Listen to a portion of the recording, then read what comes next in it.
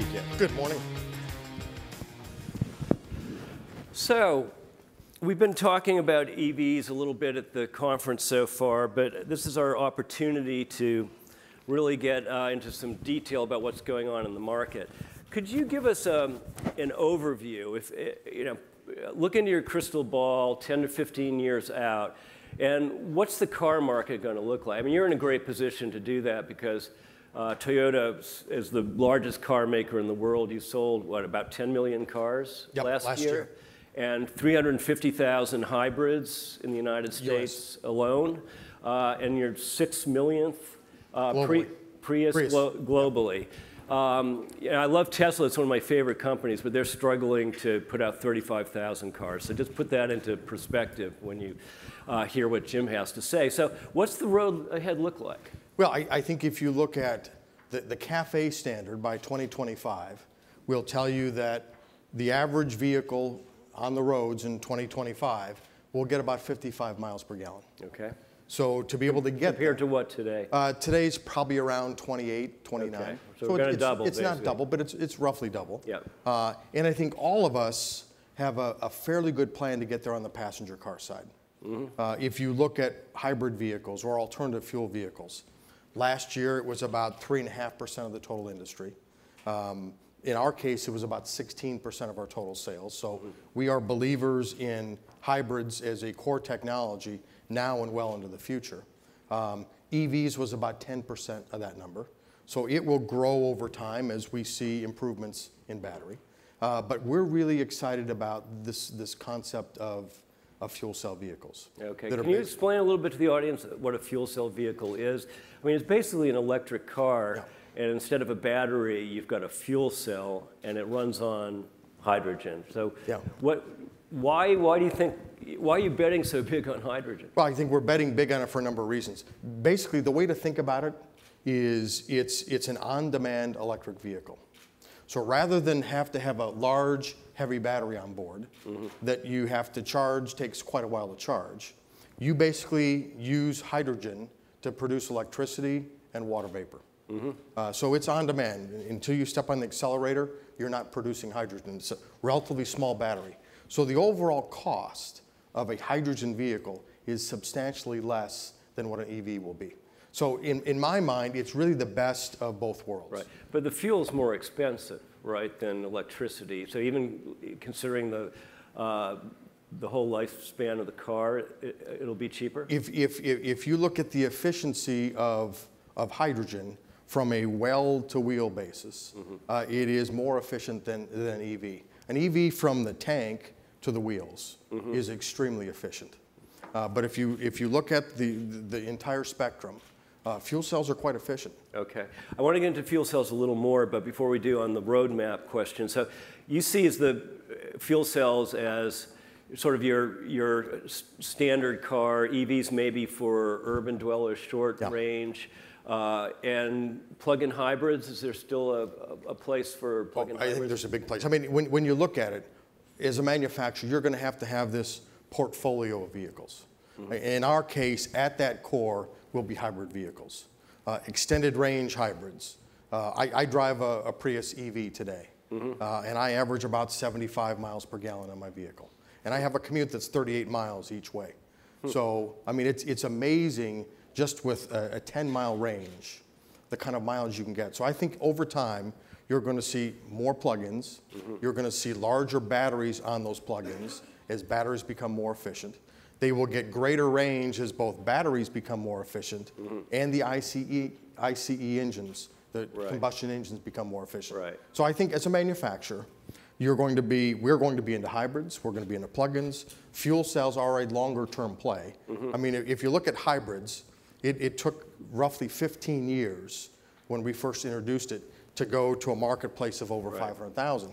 I think you can assume a similar type acceptance rate of fuel cells down the road because you have many, many more players that are going to be starting with fuel cells when we were the sole player. And implicit in your bet on fuel cells is that you really don't see battery prices coming down dramatically enough so that you could get a 300-mile range car for a reasonable price?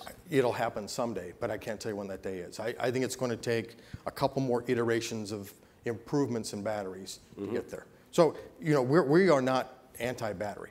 We are a big battery company. Those 6 million hybrids out there are all running on batteries. Right. So I think we kind of understand battery technology today and what it's going to take to really make them mainstream, long-range type vehicles. But you and Toyota announced last week that you had a JV with Tesla and you dissolved that. Was that more about betting on hydrogen or more about not seeing battery prices drop dramatically into the future? Well, I think if you look at the joint venture we had with Tesla, it was really learning about a much smaller entrepreneurial company in the auto business and to see what we could learn about being fast to market. I think it worked for them. They learned a lot of our quality control systems and other things. So I think it was really more about two different types of companies working together than it even was about batteries. Did you learn anything from Tesla? Yeah. You know, people love the RAV EV. They love Tesla vehicles. They make a you're great using battery. Tesla batteries in the RAV. In the RAV EV. Yeah, and the plan was to sell 2,500 over 3 years. We're on target to do just that. But I think, you know, we think that long term the play is going to be fuel cell, and over the short and midterm we have hybrid and we have plug-in hybrid. So I think that portfolio approach works best for us. And the pure EVs are going to be in smaller vehicles for large campuses or kind of that last mile type drive. We have a vehicle called the iRoad that's going to go on sale in Europe and Japan in the not too distant future. It's a 25-mile range, 2-passenger kind of a cross between an ultra compact car and a motorcycle. So I think there's great application for battery in that case. Smaller batteries, less charging time. Now, I'm going to ask Jim a couple more questions about hydrogen, but be thinking of your own questions. We'll have time for one or two. So, carbon footprint, hydrogen is about 50% better than gasoline, and if you can make the hydrogen out of renewables, you can probably match an electric car, which sounds terrific, but critics of hydrogen say there's no place to fill up a hydrogen car, and it's expensive to build a hydrogen station, $2 million a piece to put it in. California only has about 9 or 10 hydrogen stations. There are only about 180 in the world. Where are you going to fill up your hydrogen car in California? And you're launching next year, right? To the general public, a hydrogen car. Where are they going to fill it up? Well, the great news is California actually has a strategy.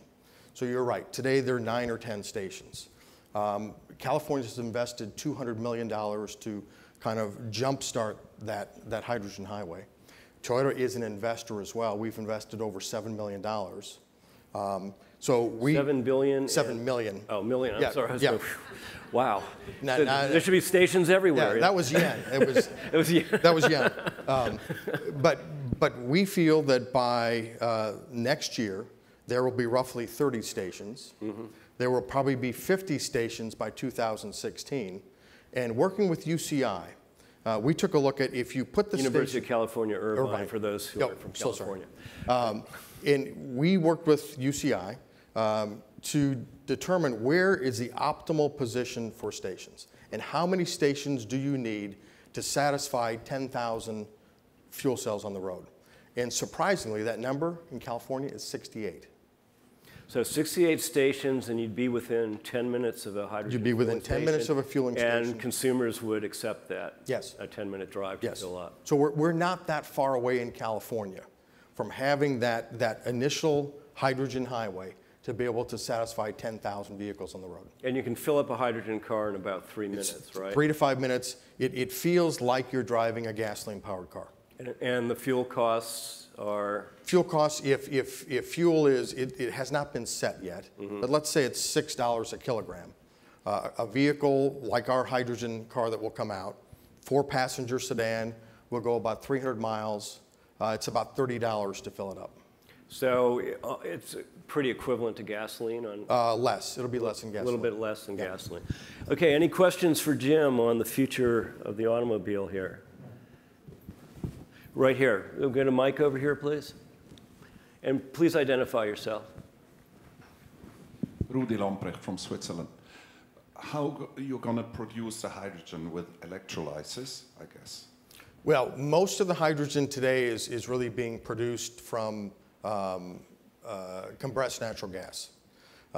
We have a station that we are working with directly across from our campus. In Torrance, there are many oil refineries, and hydrogen is used to produce gasoline. There happens to be a hydrogen pipeline that runs down the street right in front of our office building. One of those taps goes directly into a fueling station, so we can do that directly. Interestingly enough, the other tap goes into our campus, where we have the world's largest hydrogen fuel cell that powers about a third of our campus. But today, it will be produced primarily from gas, compressed natural gas. In time, it can be used through electrolysis or other ways. Can you ship hydrogen through natural gas pipelines, or do you need a whole new infrastructure? You probably need a whole new infrastructure. It likely in stations will be tanked in. Tanked in, oh, okay. So if you use wind power at night when there's no electrical demand to create hydrogen, then you put it in a truck and ship it. It would take a lot of trucks? Yeah, although in will likely be able to produce it on site. Okay. There's a question back here. Another mic, please. Sosa Nahala, Caltech. So Honda had looked at the idea of producing hydrogen at home using a fuel cell that would run on methane, sort of use the carbon from the methane to make electricity and then strip the hydrogen to create hydrogen for the car. What's your view on that? I think in time, there will be new technologies to find ways to produce hydrogen, not only for vehicles, but also for home use. But I think that's quite a ways down the road. Where Honda has been successful is with CNG, where they actually have a device that's called Fill that you have in your garage, and you could fill your CNG tank overnight. And they've been successful with that. But again, it's a long process to fill those tanks. Mm-hmm. The reason that the cost is so high at hydrogen fueling stations is they are compressing that gas at about 10,000 psi. Mm-hmm. So the vehicle that we will come out with will actually have only 2 relatively small tanks to be able to get that kind of range. So the weight is down. It allows you to get that great range. And how much does the car, or how much will it cost roughly? I know you haven't set a price yet on it, but we haven't. We're not in Tesla territory, right? No. But you test drove one of our vehicles. Yeah, I did. And it cost $1 million. It was $1 million. I'm really glad I didn't crack it up. You did sign the waiver. Fortune would have paid for it, right, Andy?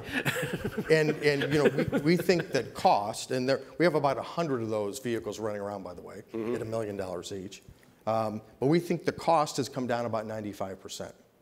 So when I look at the cost of a hydrogen fuel cell vehicle relative to the cost of a battery EV with similar range, mm-hmm. the fuel cell is a much lower cost vehicle. I don't know what the price is going to be yet. Right, but it's Toyota, so it's going to be affordable, right? Yes. Fantastic. Well, we've run out of time here, and let's give Jim a big round of applause. Thank you. Thanks, Jim. That's fantastic. I have to stay on stage, so let's go. Okay.